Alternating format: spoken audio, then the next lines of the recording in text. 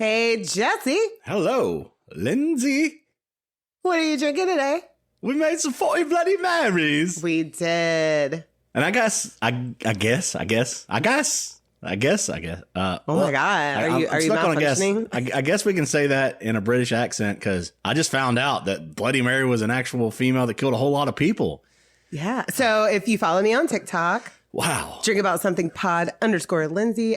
We made Bloody Marys this morning on there. And with some new ingredients that I got for my birthday. And I gave Jesse a little history lesson behind. See, and I thought it was somebody that took a bath. The Bloody Mary urban legend. Yeah. And you were like, no, that's another chick. I'm like, look, there's more? There's fucking more? There's fucking more. Oh, you sweet summer child. Actually, you're a winter child. I'm a winter child that don't remember shit. That's what I am. I probably knew about that shit somewhere. Yeah. I'm a Sag. I'm a walking pile of vag. Oh my God. Sag vag. So you're drinking the same thing. So it's yes. amazing. It's amazing. Yes. We made these. We usually use Zing Zang, which we still use a little bit of that. But we made them with Devil Dave's. Or was it Dave Devils? Devil Dave's. Devil Dave's, the great Bloody Mary mix. Yes. And it's very nice with some pickle vodka and some Cajun garlic and some turkey. I mean, we got a whole dinner. We threw a whole thing. Yeah, there's bacon. We threw in bacon. And green beans. We got pickled green beans in there. Yeah, I think Macon likes the bacon, if I'm not mistaken. From South Park, remember that? Yes. We were talking about that. Yeah, I was just telling you about that today. Parker and Matt Stone is just so fucking iconic. So for some reason, all of their old shit has been coming up in my. Is it like an anniversary this year? South Park anniversary? I don't know. It's an anniversary every day for me. But like, I've never had that much content from Trey Parker and Matt Stone. Like all their old interviews, their little things they used to do in the episodes, like at the beginning or the end or in the middle, where they were sitting in front of the fireplace with the dog and they would be really, oh my God. You see my face right now because I just lit up about this whole theory thing going on. What? Basketball. Oh, yeah.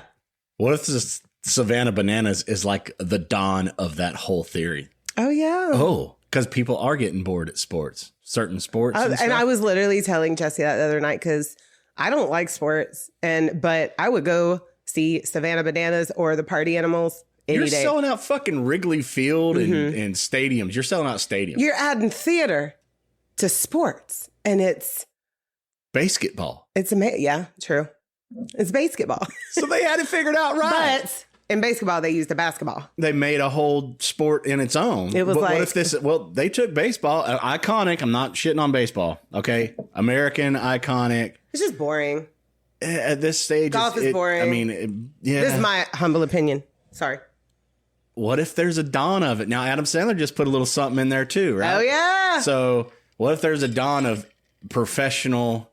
Well, of course, I brought up lingerie football, of course, because I'm a dude, whatever, right? I brought that up, but like iconic. You pig. I am. I was honest with you, Lindsay, at least. I was honest. No, I was quoting Rizzo from Grease. I mean, if you're you pig. If you're a dude, you're going to watch. You're not going to scroll past lingery football for a second. I would watch lingerie football. What I know you would. About? That's why I brought it to your attention, because you'd be like, look at them yams. I'd be like, look at that cake. Look at all that. But anyhow. You have a whole ass thing going on here. I do. And there's a whole 50th episode. I know. That you've created. Do you want to? That I wrote. Oh, first of all, happy 50th. Oh, yeah. Happy 1 year anniversary. Oh, yeah. Yeah. We're high-fiving. Oh, yeah. We already did on our little live recap. Okay. But, okay. Here we go with the intro. Okay. This is number 50. Holy shit. Lindsay.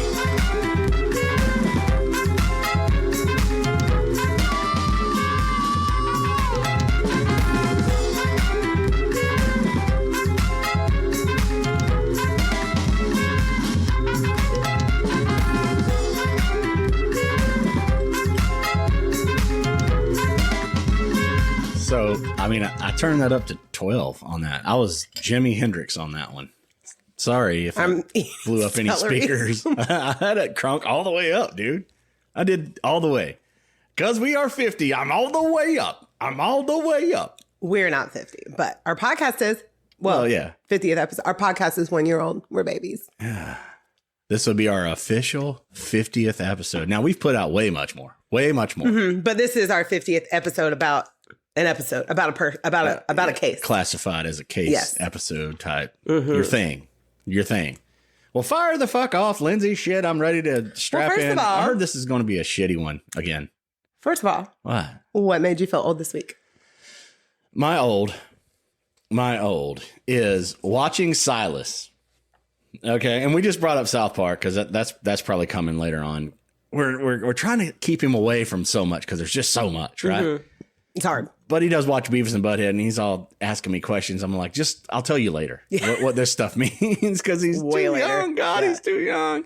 But it's everywhere, and that's for all audiences now. Beavis and Butthead for all audience. Remember, there was a big uprising about all that bullshit back in the 90s, right?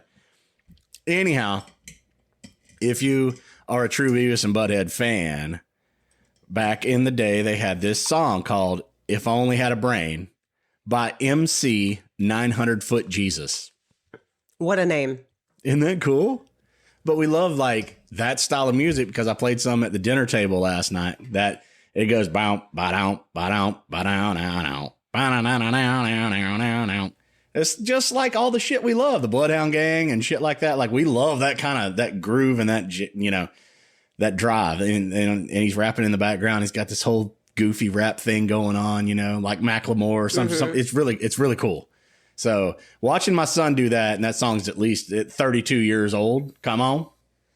Come on. That made me feel old. But I enjoyed it. I had to hit my best friend up. I was like, dude, we grew up to this song. And we ran around singing this song for a couple of years just in our heads. We couldn't help it. It was just all of our existence as kids, not much older than Silas. So that was kind of what made me feel old. So, but I'm going to throw the ball on your end of the court there, Lindsay. What made you feel old this week?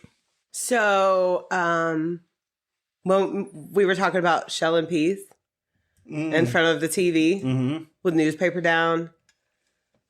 Nobody does that shit no more. No, with a laundry basket laying here. We had like these, they weren't, I don't want to say disposable, but they were reusable, but they were very cheaply made like wooden baskets. Right. Like it was like a bushel. Like we were shelling bushels. Right. You'd get a bushel in a wooden basket. That's how my parents farmed and we grew all kind of different peas, like acre peas, pink-eyed purple hulls, black-eyed peas. Lima beans, those were a motherfucker. Limers? To shell? Oh my God. Maybe that's why you don't like limers. No. But we used to sit down.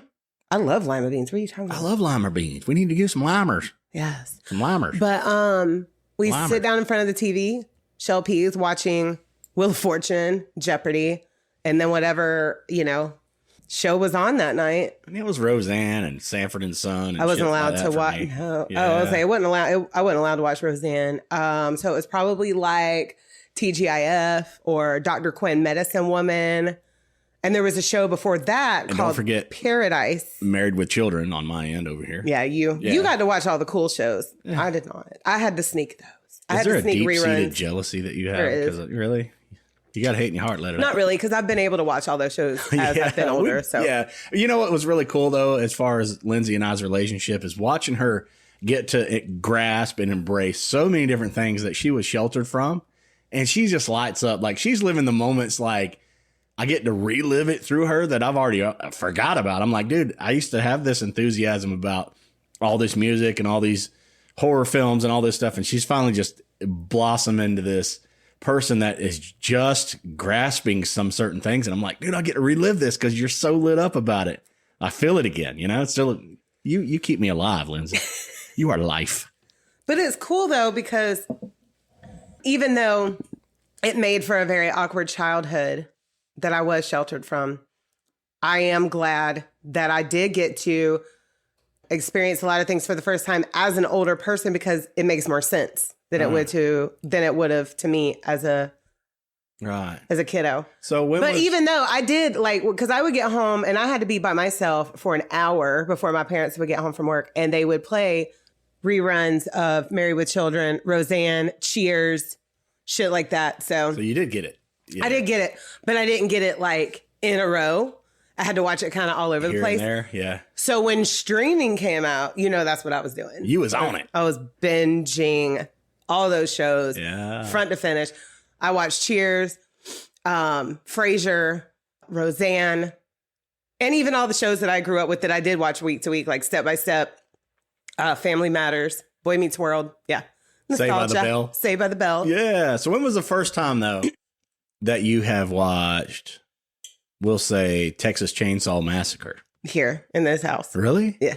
What about something like Silence of the Lambs? Now, I watched Silence of the Lambs for the first time with my friend Carrie, when I was 16 or 17. Well, did you watch Carrie with Carrie? Yes, I did. Oh, yes. That was when I fell in love with that movie. I watched it high as a fucking kite. Oh, shit. The original Carrie is the tits, man. And it literally, I watch it every year. The OG. The OG. Carrie, baby. They're all gonna laugh at you. Yeah. It's my favorite line. It's my favorite part. I'll hit Jesse. I'm like, here it comes. Here it comes. And Travolta's in that. Yeah. So it's a good movie. It's good. But I had to put those two together. Iconic in that movie. And even her mother. Like, yeah, we hate her character, but that was great. Great job. Period. Iconic. I wish we had a little bit more time in Maine, dude. We would go to the houses and the locations and all that. God.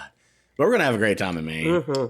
So I just had to bring those two together. Texas Chainsaw Massacre and Silence of the Lambs. Yeah, because I'm sorry that I gaslit you, Jesse, and our listeners. And I said I was going to do a short episode this week. But this is not that short. But it is the 50th episode, 1 year anniversary. And I wanted to go out of season 1 with a bang. Okay. And I just want to say really quick, thank you so much to our listeners for being here with us for our first year of growth. And we are striving to be better and better. Yes. Thank you guys so much. You guys. Thank you. Thank you. Thank you. Thank you. Thank you. And thank you. And y'all have to forgive me. I had a little coughing fit a minute ago and I'm still recovering. I think she inhaled something out of her Bloody Mary. Is that what it was? The salt, the rim job. The rim job, inhaling. But thank you guys. Yes. Yes. We love you so much. And this has been a very, I hate to call it fun journey, but it's. No comment. It's been a journey. No effing comment, Lindsay. All right. Are you guys ready?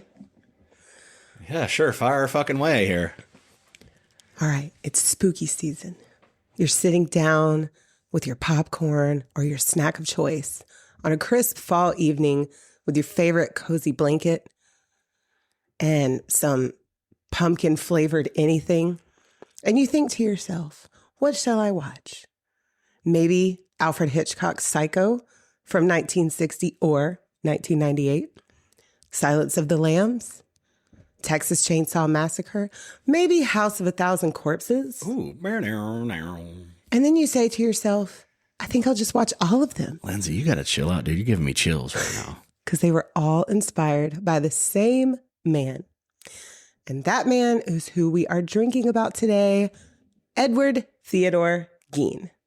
Holy fuck, Lindsay. I know a little bit about this one, but not the details, not the deets.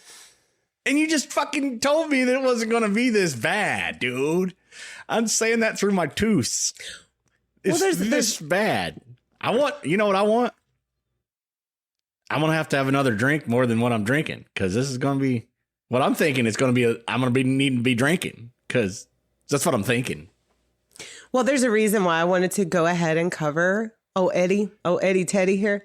Because there's a reason. I'm going to plug that at the end. All right. So okay.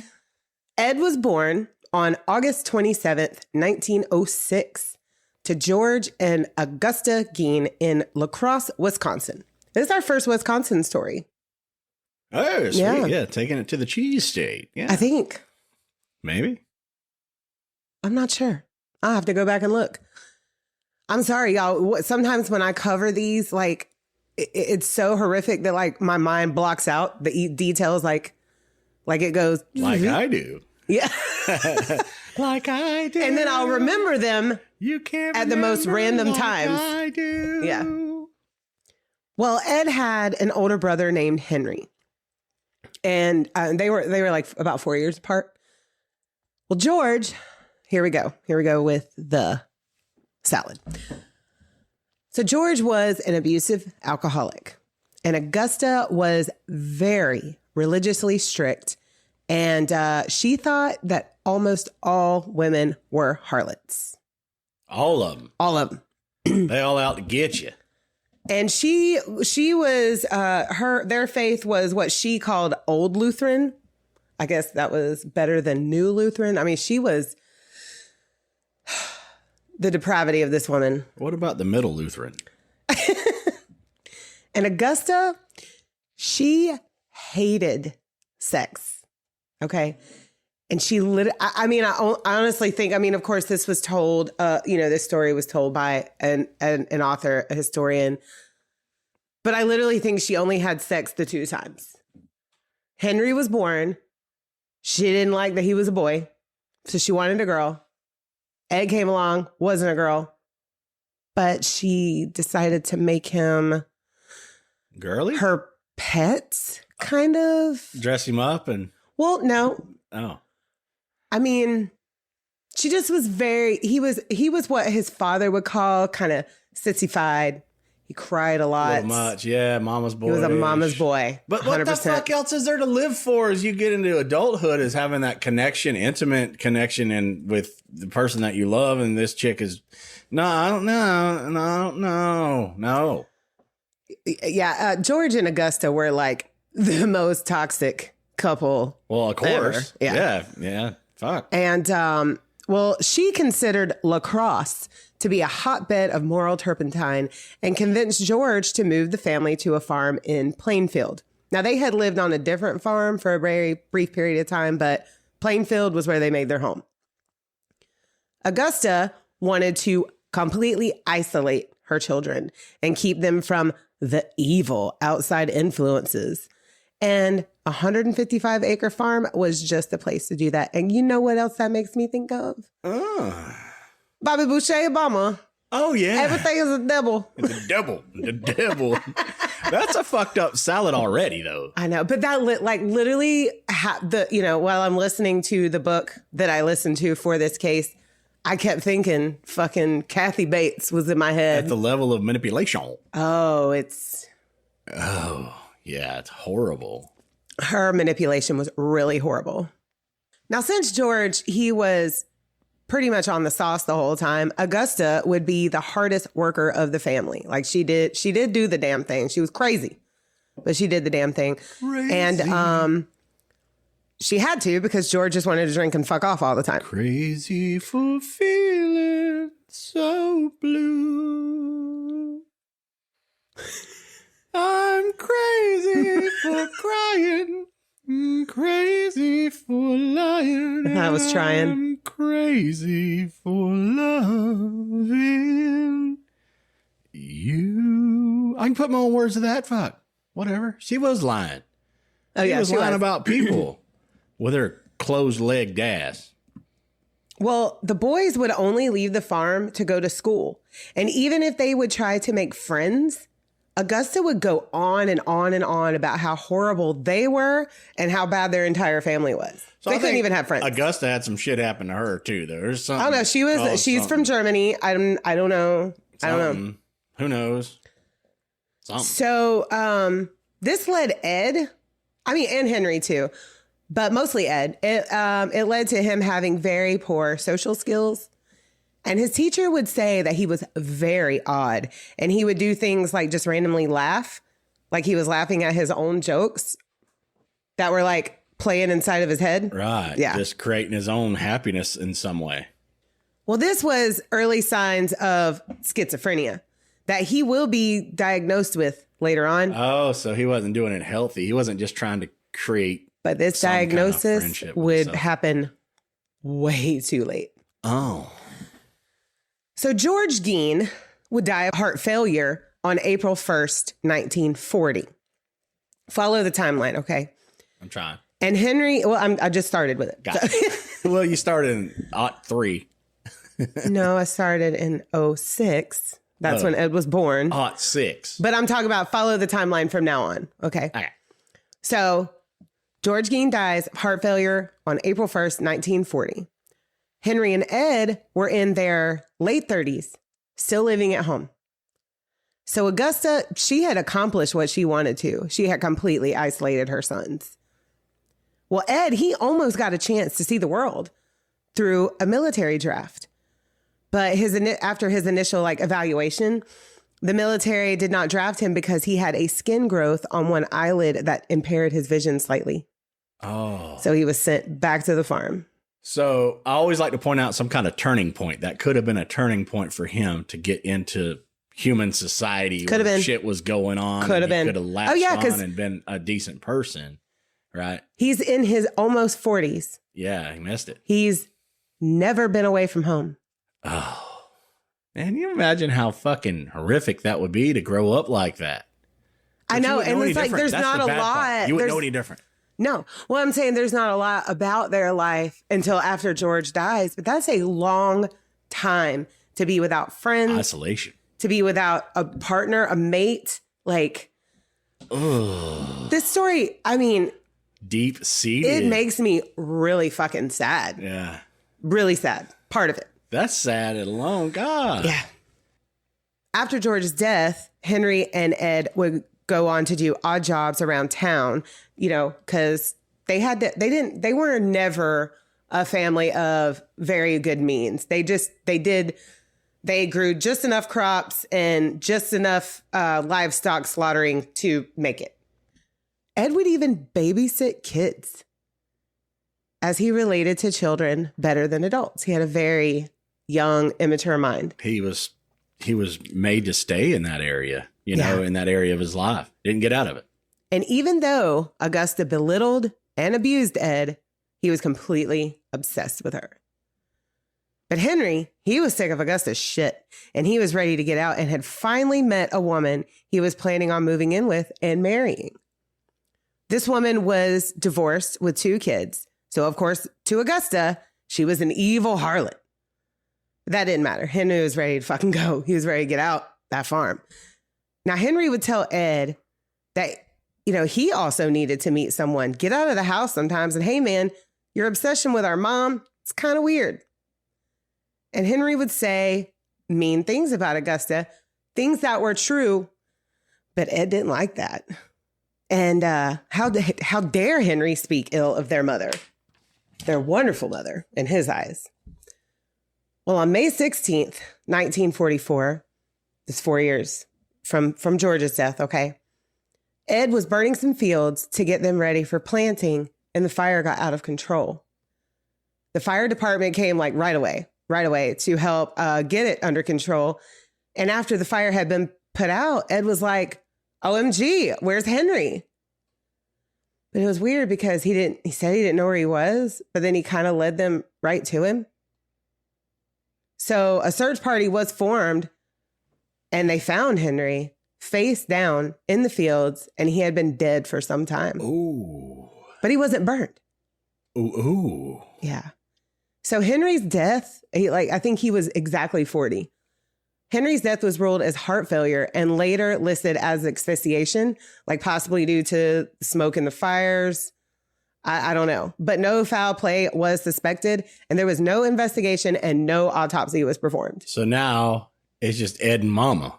Now it's just Ed and Mama. Mama? Well, a short time later, this is 1944. A short time later, Augusta suffered from a massive stroke. And Ed had to take care of her. But he was more than happy to. He waited on her hand and foot when he wasn't out earning money for the bills. Right. Now, I'm going to go ahead and say this too. They still didn't have running water and electricity. And that was well underway by this time. Right? Yeah. I mean, yeah. But I experienced some of that stuff in the 80s. Well, I know. But I mean, I think they were the only farm that didn't have these amenities. Yeah. Right. Well, in late 1945, Ed needed to buy some straw from a nearby farmer. And Augusta, she had gotten a little bit better from her stroke. She insisted that she come along. I guess she didn't really trust Ed to negotiate a price. So when they arrived, the farmer was beating trigger warning. He was beating the shit out of a poor dog and like beat this dog to death right in front of Ed and his mother. Shit. And a woman came out of the house yelling at the farmer to stop. Well, this upset Augusta, like really bad. But it wasn't the man beating and killing a dog. It was the fact that the woman that came out of the house was not the farmer's wife. She was a harlot. A harlot. Good job.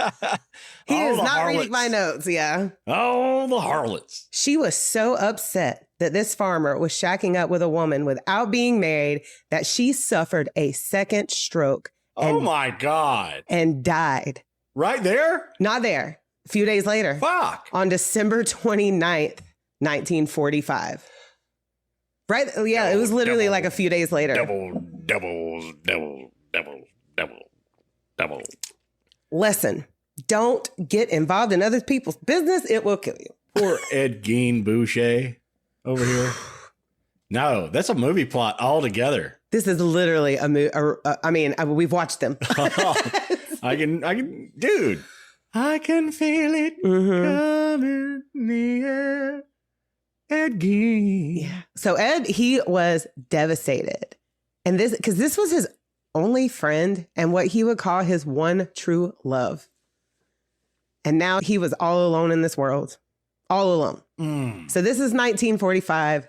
Ed is all alone. Okay. Snap.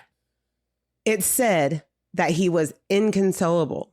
I mean, like sobbing for quite some time and kept saying she was just too good for this world, like over and over.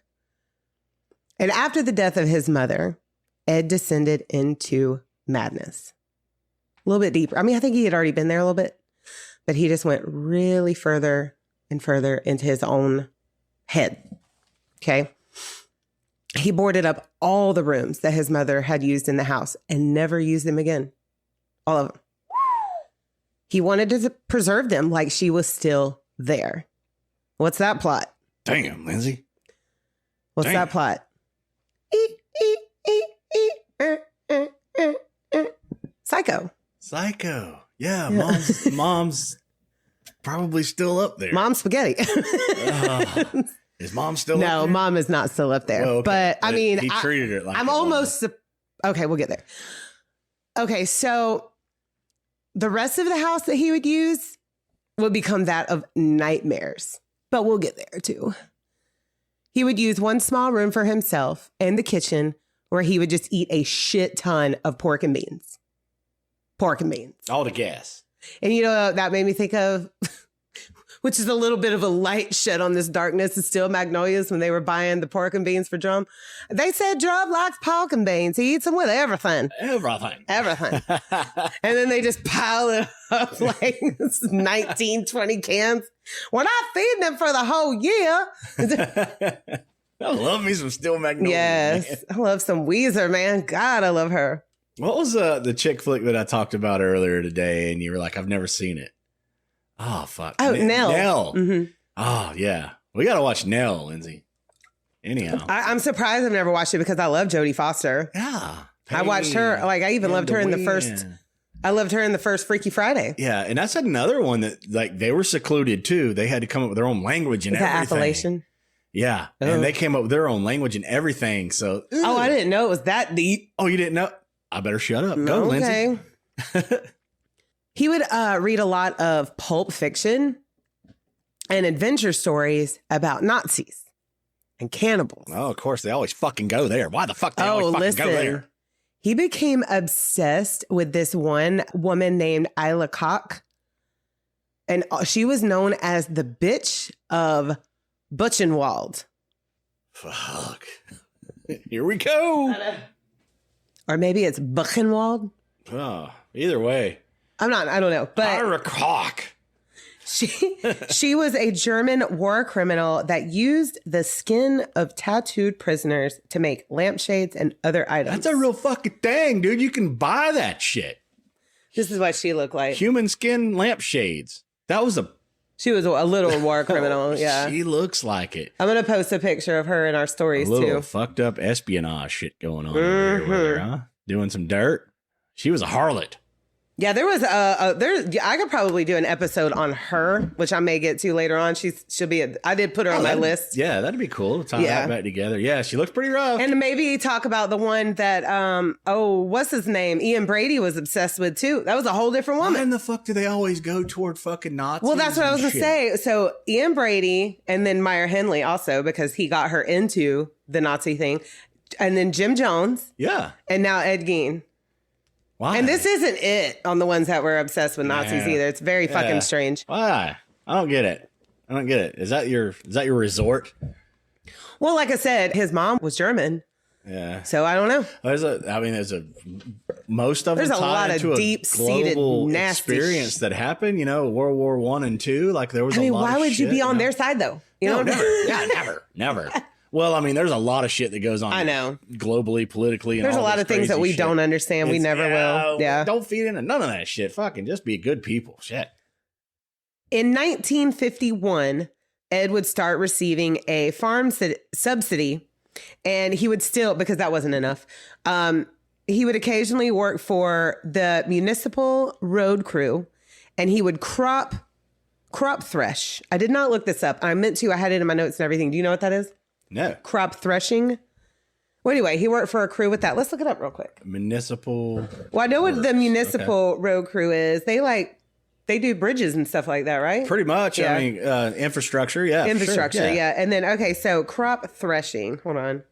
I literally had it wrote down to look that up. I don't know what that is. Maybe they're clearing out for roads and through crops, or I don't know, Lindsay. So a crop thresher is a farm machine that separates grains from their stalks. And I was okay, so kind of like a combine. Yeah. That's what I remember my dad had one of those. So this is probably because he would grow oats, or earlier version of a combine. Yeah, he would grow oats, and he would sell the oat part to feed company, and then with the stalk he would make hay. Right. You know more about farming than I do. So I did that shit. Your girl was throwing some hay, you know, back in the day. There was an old house that my dad actually grew up in. It was very chilling because what he did was he gutted it out and used that as a grain storage instead of getting like a silo. Mm-hmm. And we would just go in there and play in the oats. It was so much fun. I bet. Like in kids that had no idea anything about farm life when we come. I mean, it was like the time of their life. You found some shit to do. It was a cool pool of oats. I mean, or a house of oats just diving in. And they're very soft. Pit. Yes. Yeah. It was. That's exactly what it was. That's cool. Redneck ball pit. Okay. I mean, we hung around stuff, you know, but most of the time. But when I think back on that shit, I'm like, wow. I literally, because we didn't have phones. I didn't have cable. Yeah. None of that. And you went and did shit. I went and did shit. I chased cows and hung out with them. And I was kind of an isolated kid. I got your ass kicked a couple of times by a cow, you know? Oh, I sure did. Whew. That could have been a tragedy. So, at night, he was doing a little something different. Mm-hmm. He was doing some grave digging. What? And this was not a job that he was employed to do. Oh. He would read newspapers from his and surrounding towns and scour the obituaries.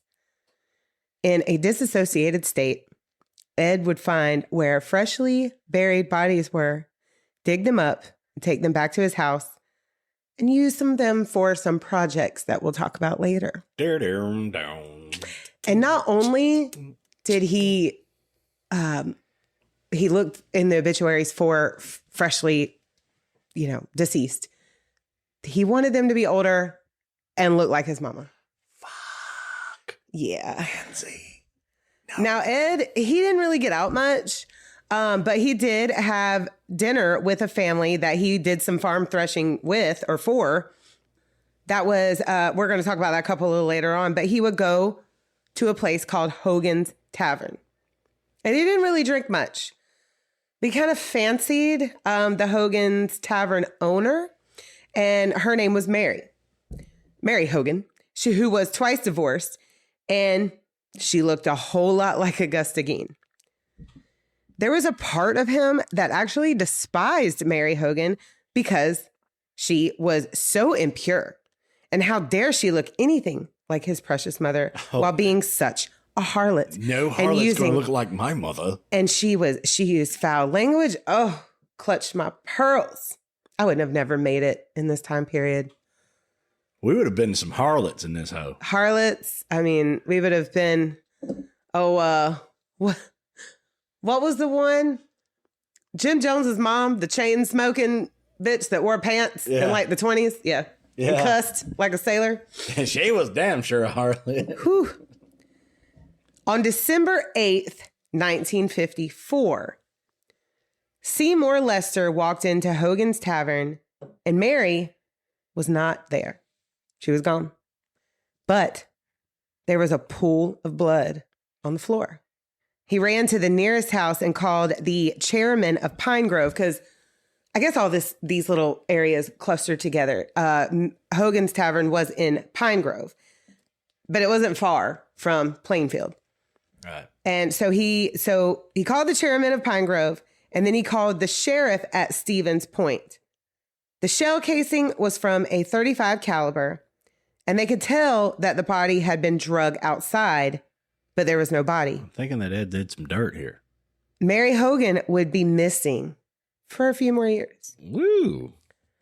But found later on. But what state are we getting to that, Lindsay? In what state of that are we going to find out? Well, there was a farmer. This name is going to be crazy, I'm okay? cracking to my plant now because I'm starting to picture things in my mind. I know. There was a farmer named Elmo Eek. Okay. I'm moving back now. Don't need to be at the plant right now. I'm good. No, I shifted back. I'm back. No. What? Just say it again, Lindsay. Say it one more time for the listeners. Elmo Eek. Elmo Eek? Yes. Yeah, I'm excited. I'm eeking. Now listen, if this is not correct, y'all hit me up. But I listened. The book that I listened to, okay. I rewound it, or I was listening to audiobook. I went back several times to make sure I got this name correct. But from what I could make out from what the author or from what the narrator was saying, was this farmer's name was Elmo Eek. You're dropping cool ass, cock ass names around here, man. I love it. And he would employ Ed for extra help from time to time. When the subject of the missing Mary Hogan would come up in conversation, Elmo would say to Ed, "Hey, if you had spent more time courting Mary, she might be cooking for you now instead of missing." He did not. He said la la la la la la la la. Elmo's world. And Ed would crack a smile and say, "She's up at the house right now." And he would say this to more than just Elmo. Anytime Mary Hogan was brought up. I don't think I would tell Elmo that shit at all. Nobody thought anything of it. I would want to tickle Elmo, but not tell him about a dead body. Jesse, nobody thought anything of it. Period. They just thought he was just joking. He was just being Weird Ed. Weird Eddie. Come on. They did call him Eddie. Yeah. Now, there had been a few more disappearances that had happened in this area as well that were not linked to Ed either. So that's another reason why he wasn't really looked into. Yes, he was known as the town weirdo. He was a little creepy. He stared at women just a little too long for comfort. But they mostly felt bad for him. In the span of 5 years, he had lost his entire family, everybody. And they already knew that his mother and father had been toxic as fuck. So his weirdness was just accepted out of pity. I mean, people were trusting Ed with their children, for God's sakes. And this is still happening. Still happening. Fuck. Yeah. An 8-year-old. So I'm going to talk about some of the people that were missing, okay? An 8-year-old named Georgia Jean Weckler had disappeared from her home after being dropped off from school by a neighbor on May 1st, 1947. A 14-year-old named Evelyn Grace Hartley had gone missing from La Crosse while babysitting on October 24th, 1953. November 1st, 1952, a couple of guys named Victor, Harold, Travis, and Raymond Burgess, and the car that they were driving seemed to disappear into thin air. Never found, and they had been hunting next to Ed's property. And another man named James Walsh, who lived near Ed, disappeared in June of 1954. I see here at my parents' birth, both of them. That's weird. Yeah. But yeah, so all of these, there's disappearances everywhere, and these will never be linked to Ed. So, yeah. No. Yeah. But this is the house. Come on in. Right? He's stacking. Fuck, that's a lot of fuckery. Lindsay. But I didn't do those. He didn't. I mean, it's never proven that he did.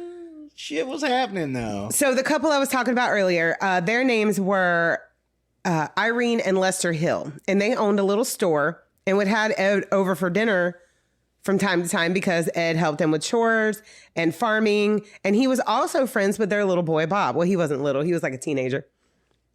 He had actually been to Ed's house and had reported to other people in this town that Ed had preserved human heads in his house. What? Now, Ed had just told him that they were shrunken heads from the South Seas.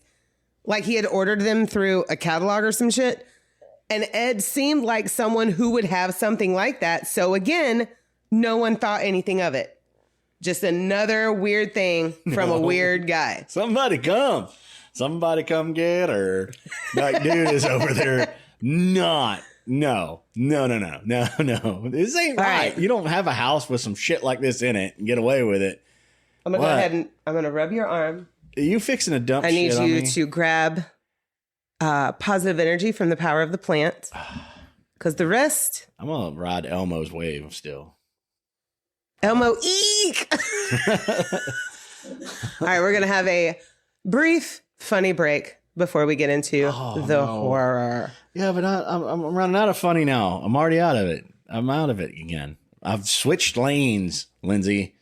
I've switched into now. I would just advise you just to let me travel through this. In a world where Ed has collected shrunken heads, his parents are gone, his brother is gone, and he is completely fucking psycho. Lindsay tells a story, and I don't fucking want to hear it. But go ahead, Lindsay. Go ahead. Coming to you this fall. Drink About Something has the story for you. I want you to crop that out and like use that as an intro for everything. That's funny. You don't get that without paying me, Lindsay. Pay this man, y'all. Like and share so we can get some ad deals, okay? Okay, so are you ready? Go ahead. I'm going. Shit, go. In late 1957, Ed had set his sights on an older woman named Bernice Worden. Bernice owned the hardware store in town, and this place was where you went to get everything from guns to antifreeze. Like, you can buy fucking chickens there. I don't know. Probably. Might could have. But this is where you went. This store was an institution. It had been in the area since the 1800s.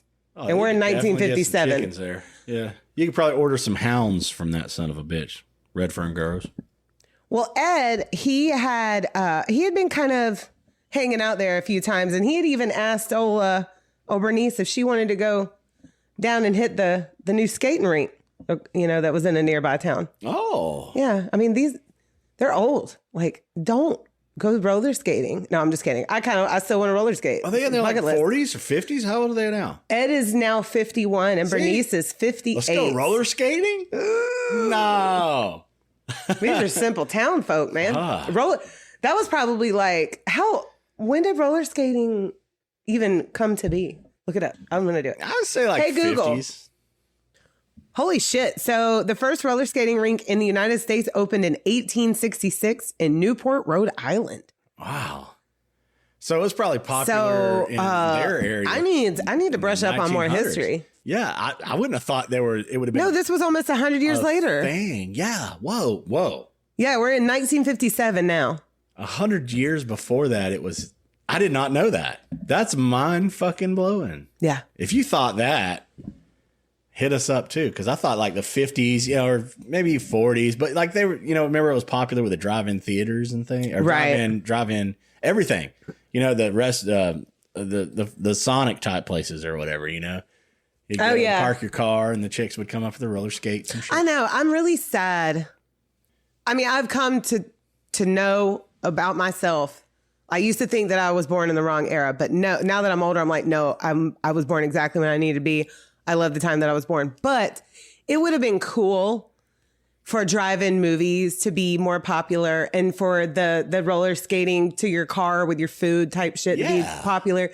Because even when they rebooted Sonic, they tried that for a minute. The roller skating thing only happened for like the first couple of months they were open, and our Sonic is so... Oh, insurance got that shit, though. They were like, these chicks don't even know how to do this. It's not any fun. Yeah. It's not fun. No. It is not. It's actually a pain in the ass to get food from, and I don't even like it. And everything's greasy. Sound like a boomer. They've stripped all the Americana out of the nostalgia of the whole thing. Well, yeah. I mean, it wasn't just... I mean, that was happening all over the world. It still is, but, yeah. Some of that stuff just... You need to have your pockets of coolness like that to keep on to, not too conservative, but a little business idea. Maybe we could have a drive-in movie where we roller skate food to people. What was the one that I just thought about? What was the other one that I just thought about?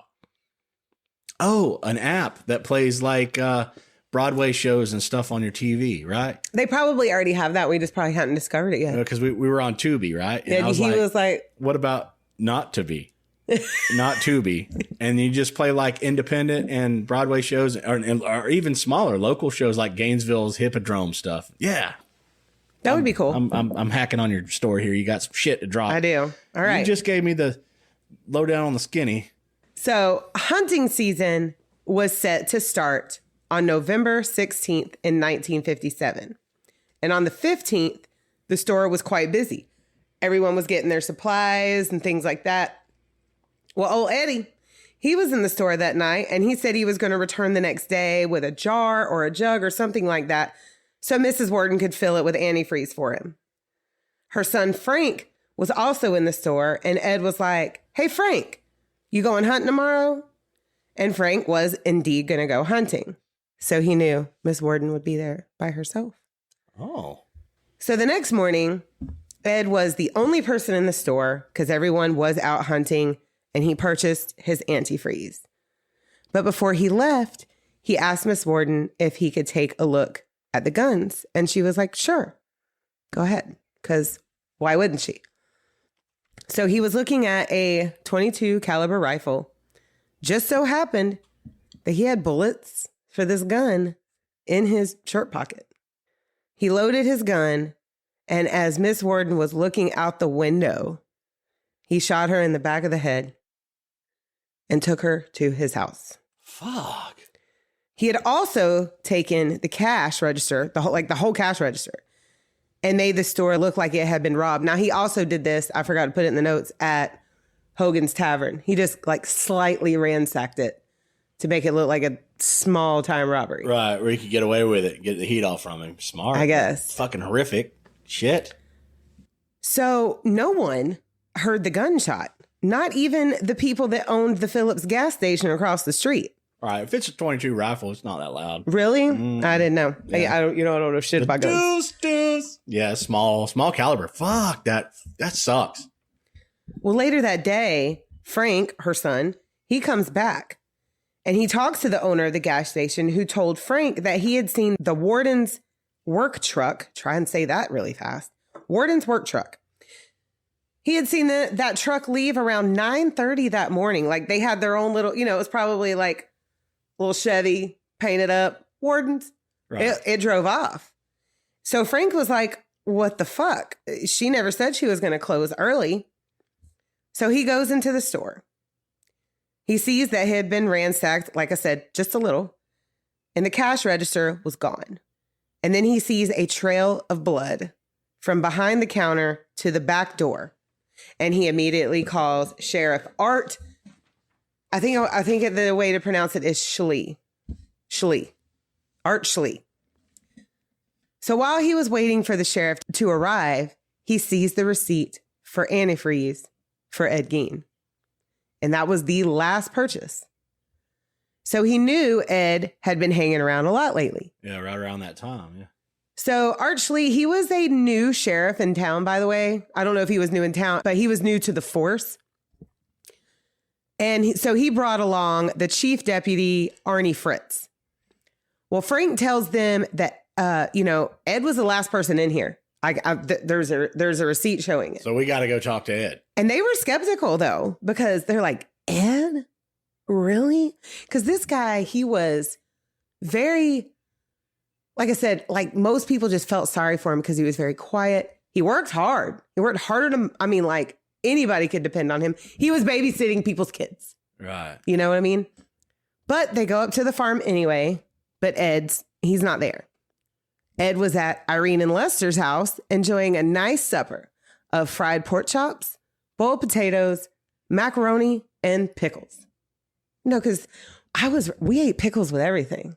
Yeah. That must be a farm thing. We ate onions with everything too. Oh yeah. We had onions, we had pickles, we had cornbread. That's it. Like, And then beans. And beans. And some type of meat. Yeah. Yeah. A little bit of pork. Mm-hmm. Throw something up in there. Pork or chicken. Sometimes beef. And we still had some of that Appalachian German shit too in our food, the kraut and all that stuff. You know. Oh yeah. So we love that shit. Yeah. I love me some kraut. We need some kraut soon. Yeah. I can make some tonight with some sausages. Oh, we're doing fish and shrimp. Yeah, Never mind. Yeah, didn't say. So there was already a commotion in town once, the police arrive and they see that Miss Warden's missing. And Bob Hill, he wanted to know what was going on. So he asked Ed to drive him.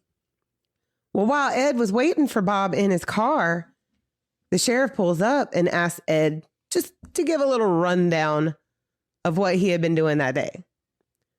And then they asked him to repeat it. Well, the second version was just a little different from the first. And this was a tactic that they would use to see if somebody was being truthful. And if it was different, they would automatically suspicious. Red flag. Red flag. Red flag. Yeah. And they said, Ed, that second time was just a little different. And then Ed immediately said, somebody frame me. Now you're guilty. Just out of nowhere. Admission of guilt. Yeah. And they were like, framed you for what, Eddie? We're just chatting here, bud. And he replied, saying, well, Miss Warden, she's dead, ain't she? Oh, guilty. Now, Miss Warden's death had definitely not been confirmed. She was just missing at this point. And they were like, Eddie, how do you know that? And he said, well, I heard she was missing and I assumed someone was going to pin it on me. They took him right to jail. Okay. You're fixing to lay out the fucking layout, ain't you? I am. You're fixing to fucking lay out the fucking layout, ain't you? Ain't you? Well, while Eddie's in jail, waiting for questioning, I can't even look at you right now. I'm sorry. Ain't you? Archley and another sheriff, they go to the farm. And like I said before, there is no electricity at this farm, and it is at night. So they find a way in through the summer kitchen with flashlights. Now, a summer kitchen is historically significant. It is a detached building used for cooking and preservation. Right. Something caught on fire while you're cooking, it don't burn the fucking house down. Right. Yeah. And I mean, I had to look it up. Now, I had heard of these things, but I wanted to confirm that that's what that was. Yeah. So Art, he backs into something. He turns around and he shines his flashlight. And there is Bernice Worden's decapitated body hanging upside down with a crossbar in her ankles and ropes. Like a deer or something. Hold on. I'm getting there. And her torso was dressed out like a deer. Oh! Why am I picturing this? Lindsay. Well, these guys, they immediately run outside and vomit profusely, okay? They knew Mary Worden. Bernice Worden, excuse me. Mary Hogan, Bernice Worden. They knew Miss Worden. Really, this is, and they're looking, Art bumped into her, Right. Oh, ooh. Fuck. But they keep going. They had to.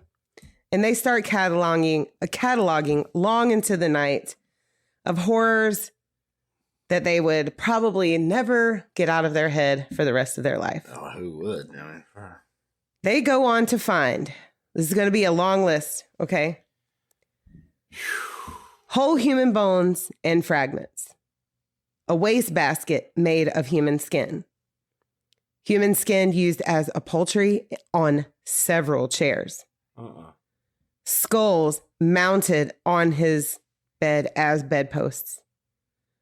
Bowls that he ate his fucking pork and beans out of, made from skulls. A corset made from a female torso from the shoulder to the waist. Yeah. Oh. So that the boobies were still intact. Okay. Oh yeah, got it. It was made to be put on like a vest. Oh. Leggings made from human skin. 9 face masks made from female face skin. A tin can of chewed up Wrigley's gum. I had to throw that in there because it's going to get worse.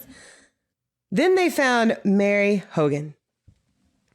Her face skin was in a paper bag. Fuck. And her skull was in a box. Oh my God, Lindsay, this is so fucking... I got to break it up. Can I break it up for a second? Yeah, because we got a lot more to go. I wonder if Goodbye Horses was playing in the background. Oh my God. Ooh. Well, I haven't even got to that part yet, so. Oh, I was early on the Goodbye Horses? Mm-hmm. Well, we'll bring that back later. Okay. I'm trying to break this up because I'm fucking dying here. So I'll point at you when you can just start singing that shit, okay? Oh, okay. But, So they found 4 noses, a lampshade made from skin of a face, a drum, a can of yellowed dentures, bracelets made of organs, a collection of fingernail clippings, 9 vulvas in a shoebox. Lindsay. One had been painted silver, and another one had been salted. A young girl's dress and the vulvas of 2 teenage girls. Well, what they suspected to be 2 teenage girls. And this one's pretty famous. A belt made entirely of nipples. Entirely. A fucking nipple belt? Nipple. You didn't know about the nipple belt? I didn't know about the nipple belt. No. Oh. This is the house. Come on in. Oh. A pair of lips on a window, on a window shade drawing, like. You can grab them and. Yeah. Oh. Then they found the rest of Bernice. Between 2 old mattresses in the summer kitchen, her head was inside of a burlap sack and her heart was in a plastic bag in front of the potbelly stove. R.I.P. to these sheriff's dreams and mental health. Like, oh my God. I'd have been like, I'm fucking quitting. I'm done. I'm not checking this out, dude. I'm done. Somebody else better do this shit. This took them like 6 hours. And this was all in the dark. All in the dark. With flashlights and shit. With flashlights and kerosene lamps.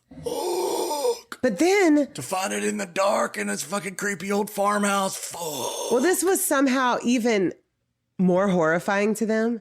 They entered the boarded up rooms that his mother had used, and they were in such pristine condition where the rest of the house was that of nightmares. Like, Ed was a hoarder. He was nasty. I mean, not only were there literal women's body parts everywhere, but there was trash and rot, and he didn't take care of himself. He didn't watch. I mean, just everything was nasty. Everything was nasty. The windows, like there wasn't even moonlight shining in the house because the windows were so grimy. And then they walk into these rooms that were like the epitome of every fucking horror movie that we've seen. No, I'm saying, well, I mean, her rooms that he had boarded up, like it was like her bedroom and a parlor and another room. Perfect. Because she was really clean. Right. That was one thing Augusta. Dude, this is so fucking horrific. It's like this is real. Garbage too. And carnage and fucking rot. And this is this is like, well, this is what's unsettling because you watch horror movies and you tell yourself, oh, this isn't real. But guess what? It's like 5 movies that I know of off of this are based off this very real story. Did and anybody do the house that's all fucked up with the corpses and shit everywhere with the nice pristine rooms and be like, why is that there? Like, have you seen that though? I don't remember. Do you remember seeing that? All the clutter and carnage and shit. And then all of a sudden I'm opening another drink before we finish. Okay. I mean, I need 3, but like, so they need to do that. I don't remember seeing that in any horror movie where you're walking through the house of horrors. No, but that would be a good, you'd be like, what? Yeah. What? Yeah. What? Just do it. Just I mean, of course, there was like a layer of dust. It had been over a decade since she died. While we're breaking real quick, I just got inducted into a thing for iconic film guild thing. This dude just put me in it because one of our songs was in a movie, and he put me down as like a contact for songs. So some of the bands that we've been playing and sharing on here, there might be an opportunity to get your band in a movie. Thread.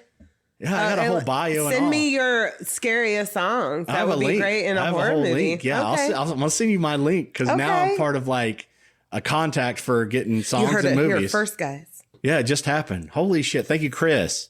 I was in one of his movies, independent film, but now I'm a contact throughout Hollywood. It's that big. That's cool. Yeah, that's really fucking cool. What the fuck? I didn't mean to do that. I just wanted my band to be part of us. And he's like, dude, you got all these cool bands that you're sharing.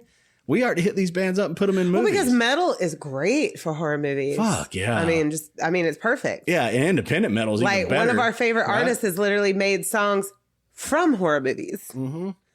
Ice Nine Kills. I mean, they don't need no plug-in, but goddamn, we love them so much.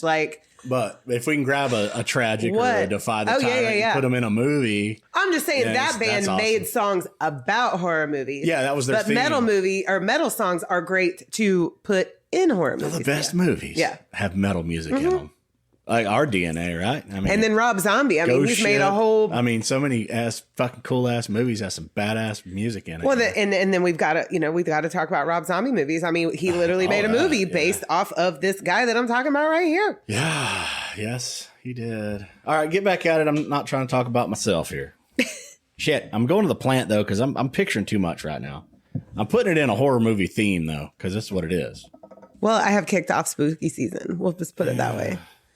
So after like 6 hours of going through this real life house of horrors, and I need to remind you, this was 1957. And what do we talk about all the time? There were no good old days, motherfuckers, because this was happening during a decade that is literally labeled as like, Leave It to Beaver type shit. Right. And this is the root for the change of horror movies. I mean, you got out of Nosferatu and shit like that. Like, the change into slasher horror, really gory shit happened right after this. It really did. Well, the sheriffs, they go to the nearby town of Watoma where Ed was being held.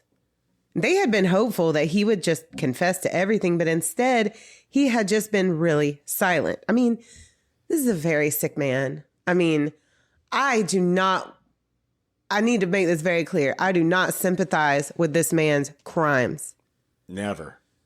But I definitely sympathize with the way he was brought up. I mean, it was just, it's hard. And I mean, there a lot of people grow up like this and turn out just fine. I do know that. But this, I don't know why, but this really saddened me as well as horrified me all at the same time. Every bit of all this. Yeah. But you almost feel like there was no way out for him other than just be into this crazy psychosis of humanity. Right. And then his way of coping with it, it was this. Well, in absolute honesty, I don't blame this man for coming in. Sheriff Schlee, like he was so traumatized that he just walked in there and started beating the shit out of Ed. Like after 6 hours. How do you get it out? Yeah, he just started beating the shit until they pulled him off of him. And unfortunately, this made Ed shut down like even more because he is a very sick man. Yeah. And I struggled typing this shit out. So I can just understand how Sheriff Schlee felt. So I can't even begin to imagine what it would have been like to be the person or be the team of people that went through this house and discovered in darkness, no power, the stink, small town, never. I mean, they've dealt with some shit. They had disappearances in this town. They've dealt with blood and farming accidents and shit like that. But this is a whole different level. So after about 30 hours, Ed finally started talking. He admitted to killing Bernice Worden, but he did say that he didn't remember all of the details. And for most of the ordeal, he was in a disassociated state, and the same with Mary Hogan. Now, with all these body parts, they, of course, assumed that these were all murder victims, but they were not. Ed explained that he had been grave robbing for quite some time, and the body parts were of those who had already been deceased. He said he would get uncontrollable urges to dig up these bodies and mostly do so in a disassociative state. But there were times when he would just snap out of it and he would rebury what he had dug up in what he would call apple pie order. Oh, what the fuck is? So that it was an old timey term for, he put it back the way it was supposed to be. Oh, like he had even. But you're living in it. It's your house. But there were times that he literally took bodies back. And put them back in. Reorganized it. Yeah. So very, very sick man. Very sick man. Yeah. This story went global, and necrophilia was mentioned and cannibalism was mentioned because people, okay, so it was discovered that Mary Worden's heart was right by the stove. So that automatically people started saying, oh, he was going to cook her heart. But it's going to be confirmed that he didn't do these things. Okay. People they couldn't wrap their mind around this. What was the motive? Truth is, there really wasn't one. This is just a very sick man who had been subjected to severe abuse and so much isolation and had adored his mother so much that, well, he wanted to become her. Ooh. And when he would put on that skin suit, he would be her. And he would admit to putting that skin suit on when there was a full moon and dancing around his farm. Goodbye, horses. Flying up. But he wouldn't say I would fuck me because he would be a harlot. Yeah, and he definitely. Yeah. But with all the vulvas and the vaginas laying everywhere. So the fuck? I'm going to talk about that. He was a harlot. But he would also, even though he really wasn't singing Goodbye Horses because that wouldn't come out for a very long but he was playing the drum that he had made. He was wearing human skin drum. Yeah. Bing, bing, bing, bing, bing, bing, bing. Dancing in the moonlight in a skin suit. Could you imagine if somebody just happened upon that? And that's what made me think, okay, listen, now I know these other people that went missing were never linked to him. But listen, those three guys that lived near him, what if they came upon this? Now, this is just me speculating. This is not true. This has never been discovered, but I'm speculating. What if those three men, because men weren't his MO whatsoever. What if those three men had just happened upon him dancing in the moonlight, in a skin suit, everybody playing the drum? Because these guys were never found. Yeah. Ever found. He probably just took them the fuck out and then took them out, like, of his place. Well, he had a 155-acre farm. Yeah. There's plenty of room. He didn't want to play with them. He just took them out. Yeah. But, like I said, that is never... Those men that disappeared were never linked to Ed. And he was That's just me speculating wildly. Joan Calamezzo. Fuck. So Ed was polygraph tested to see if he had indeed eaten any of the body parts or performed necrophilia, and it showed that he had not. Now, polygraphs are inaccurate and they are not admissible into court, but we're going to hope that this was true. Not that it sheds any fucking moonlight on the whole situation, but either fucking way. Now, he said the dissection of the deceased bodies had been a thing of interest because he had been interested in going into the medical field, which this is horrific, but that makes me so sad because Augusta probably would have never let that happen. Well, yeah, she fucking kept him under her wing. First of all, her rotten ass fucking sons. wing. I have 4 sons. I don't want to isolate any of these kids. Get the fuck out. I love you, but get the fuck out. You know what I mean? I love you. But get the fuck. I mean, who wants to keep their kids at home in their 30s and 40s? I want them to have dreams. Yes. All of them. Yes. If you want to be a doctor, by God, go for it. Yeah. If you want to date a harlot, go for it. Get your heart broken. It's a learning process. It sucks. I mean, I remember when Dalton was wanting to be a pro basketball player. Now, I do get it. He is badass at basketball. Oh, yeah. But all we asked of him, we asked of him, we told him that he college first. I'm like, you can't. We just told him, I said, son, you've got. He was a D average kid. We love him so much, and he tried so hard. Yeah, everybody in this house, we all have learning disabilities, in different areas. Like I was a straight A student, but when my ADHD got really, really bad, when I was in about, I want to say middle school, early high school. I mean, it went downhill from there for me, and it was really hard for me. And I ended up dropping out and getting my GED. But I passed my GED with flying colors, except for the math part. We just had to try, like you and I just had to try a little harder. We did our things, you know? We have things, but we did our things. We tried hard. But it was still an absolute struggle. And I just remember certain subjects I just breezed through. Right. But other subjects, like, it was like... And I see that in Silas now when I try to get him to do math, like it's like a shutdown, and it sucks. Yeah. But we were giving him structure, you know, in Dalton's sake. We were like, you still have to graduate high school and go to college. They're not going to get you out of school right now and make you a professional basketball player. And then we're like, your physical things are holding you back too. He's flat-footed. He's flat-footed. He's a short white boy. Yeah. But he is amazing, he is at amazing basketball. Yeah. I mean, it could have happened, but he had to set himself up for all those to meet his goal. And we supported all that. We just told him the real shit. Yeah, we were just trying to be real for him that it may not happen, but... If you do all this, it could happen. Yeah. Well, Ed, he also said that he never had any relations with the bodies because the smell was too pungent. The polygraph proved also that he could not be linked to any of the other mysterious disappearances in the area, even though the vulvas of young women were found and clothing and shoes belonging to other possible males were found in his home. Right. But they weren't like from graves type clothing. Didn't look like, right?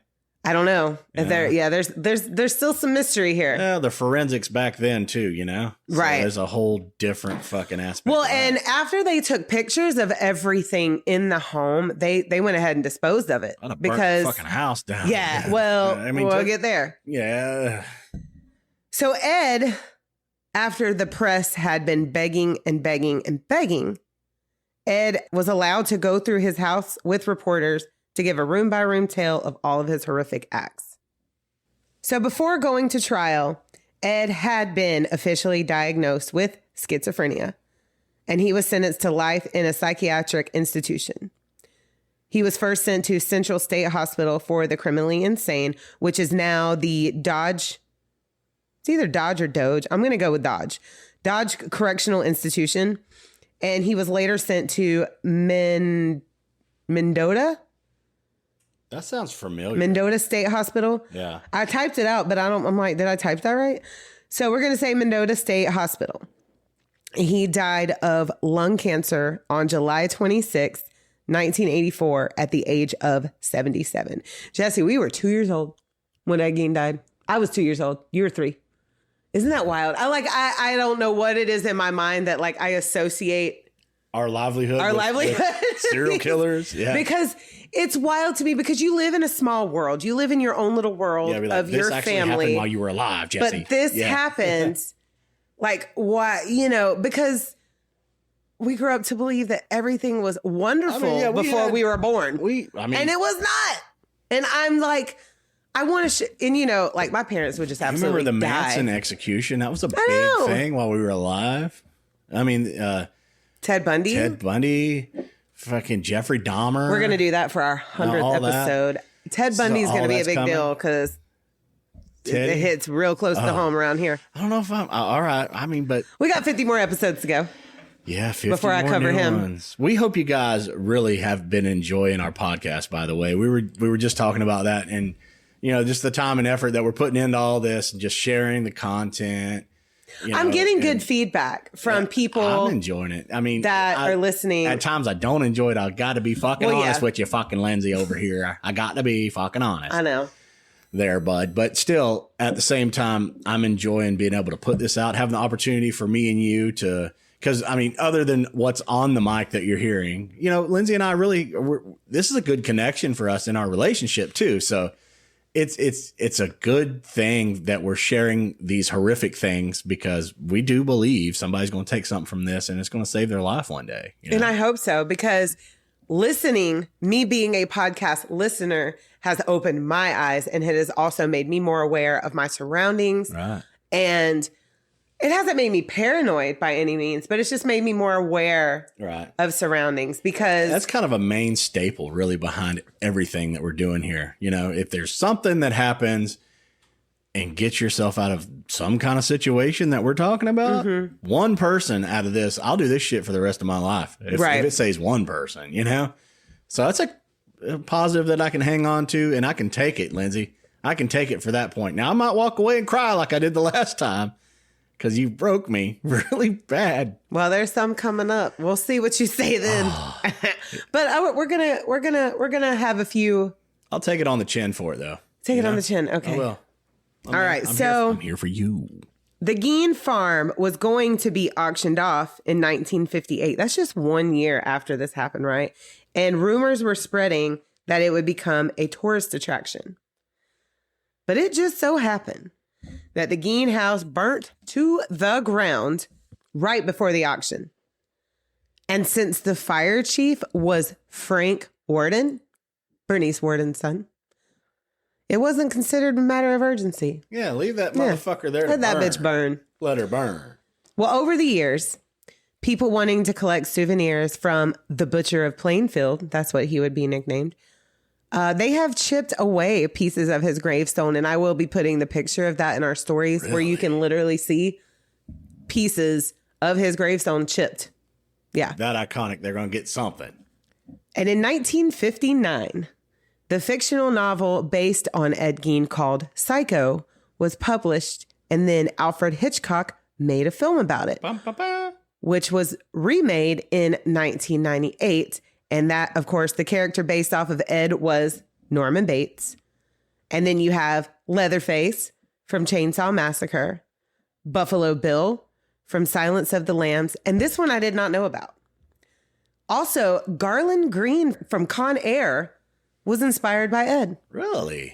That's my favorite character in that movie, because it's Steve Buscemi. You don't remember? Oh my God, do we have to rewatch Con Air? We have to rewatch Con Air. His face has a whole blank, you guys. We have to rewatch Con Air. I've watched Con Air an unhealthy amount of times, because I used to be. I mean, I'll give it. Teenage maybe 1 or 2 Lindsay times, but that was 20 years ago. You know, Teenage Lindsay had this weird obsession with Nicolas Cage. Very weird obsession. Okay, we can do it. It started with Face Off, and I literally watched everything that man put out, and then you know where the obsession ended? The National Treasury one. What's that called? National Treasure. National Treasure. Yeah. Those bored the fuck out of me. And not me. My obsession with Nicolas Cage ended with those films. Fuck. Really? No, I enjoyed but that. Then I'm still in. He just came out with Renfield. Yeah. Me and Jesse rewatched Renfield twice in one day. Good. We fucking loved Renfield. You're back. You're back, bud. You're back. Yeah. No, I love it all, but Nick Cage. I can't really recall all the little parts and pieces, Lindsay. Okay, so Garland. We haven't watched it together. Yes, we have. We have. We've watched it together twice. Are you sure? I swear to God. Maybe that's the 2 times that I've seen it. I was obsessed with that movie for a very long time. Was that inebriated or regular breed? I don't know. Well, it was in the early years of our relationship, and Jesse has a terrible memory. But okay, so Garland Green was played by Steve Buscemi, and he was the character who was chained and in shackles and had the whole Hannibal Lecter face thing. Yeah, he was the really bad guy in that one. And that's Buscemi. That's Buscemi. Oh, Crazy Eyes. And Crazy Eyes, yes. So the song Skinned by Blind Melon was about Ed Gein. Wow. And also Nothing to Gein by, oh my God, Mudvayne. Oh, yes. Yes. And then Tech 9 also mentions him in the collaboration that he does with Falling in Reverse in the song Ronald, which also features my boy Alex the Terrible. And now, the whole reason why I've covered this week. On October 3rd, just a few days from now, Charlie Hunnam will portray Ed in the 3rd season of Monster, the Ed Gein story. Wow.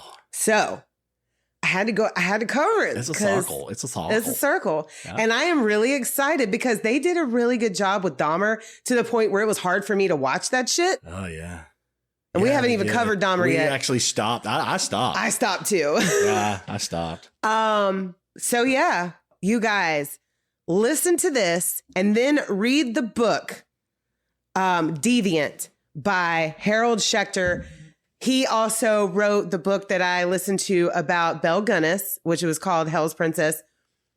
Please listen to that book. Okay, so listen to us, listen to or read the book Deviant, and then watch Monster, the Ed Gein story with Charlie Hunnam, man. There's a lot of the shit that we didn't cover just in this story. No, there's a lot. No, there's so much. There's so much. And there's a lot more backstory. There's a lot more forward story. Like in Harold Schechter's book, 3 hours more after he was found out and everything was, there's 3 more hours of story. Shit. So yeah. You can get all the way to Gilligan's Island in that fucking story. A 3-hour tour. Yeah. But that, ladies and gentlemen, was our 50th episode, the coverage of Ed Gein. And oh my God, I can't believe I got through that. You did it. That one was hard for me. I ain't even gonna lie. You did the damn thing. I did the damn thing. And you held on like a champ. I'm so proud of you. Mostly. You did it, Lindsay. Thank you for dragging me along. And thank you guys for following along because we got more to go, right? Yes. You know what the cool thing about it is, though? Whenever I do that little cheer thing for you, I get to play music. That's what I'm here to do. He's like, okay, bitch, you've got your claps. Now it's my turn. Oh, yeah. What band are we plugging today? I have a really cool band. Oh, I'm excited. All right, let me go ahead and get my phone out so I can search them on the gram. Really cool band here, Lindsay. All right, I'm pulling up Instagram right now. Yeah. So Morphide. MORPHIDE. Check it out. Everybody. And what is the song that we're going to be listening to? They're from Latvia, Europe. And this song is called Mayhem, Lindsay. And you better fucking hang on. Okay, I'm excited.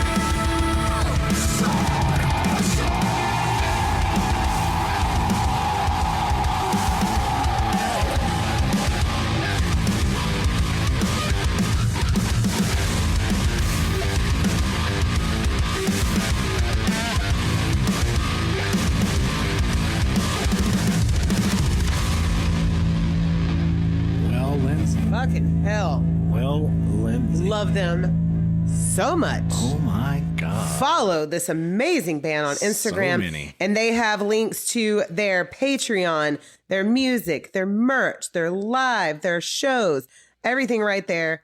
Mortified. They have a new song out also called Denial. Check that one out as well. I loved you guys. I'm going to be listening to more of your shit, as I have most of all of our bands that we have featured on this podcast. Yes, we love all the bands. So if you like all the music, check out our little back porch party that we just put out. All the bands are on there for the first 50. Well, except for this one, but still, you can check out all these bands. We're going to this one will kick off our second season. keep supporting. Yeah. So we're going to keep supporting bands. We're going to keep sharing. We've traversed the globe now in bands and music. And it's been an amazing year-long journey with finding new talent that we haven't heard of. So many. Well, bands. some of them we have. Some of them we know and we have listened to a lot. Yeah. And I've played with and I say we sometimes because if you're working the merch, you're part of the band, you know? Well, I'm going to say 40 out of 50 bands that we have featured, we have never heard before. Yeah. So, yeah.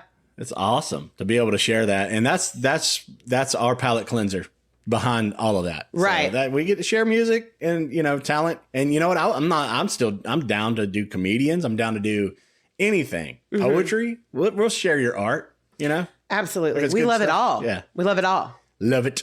Love it.